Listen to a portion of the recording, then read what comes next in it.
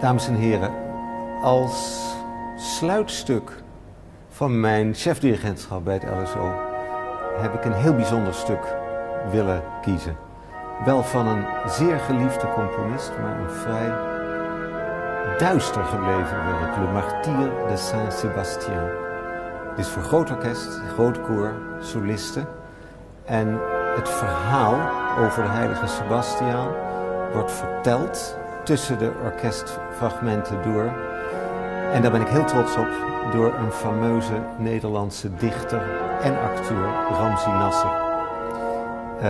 Maar het orkest, mijn orkest, zal ook een sleutelrol vervullen.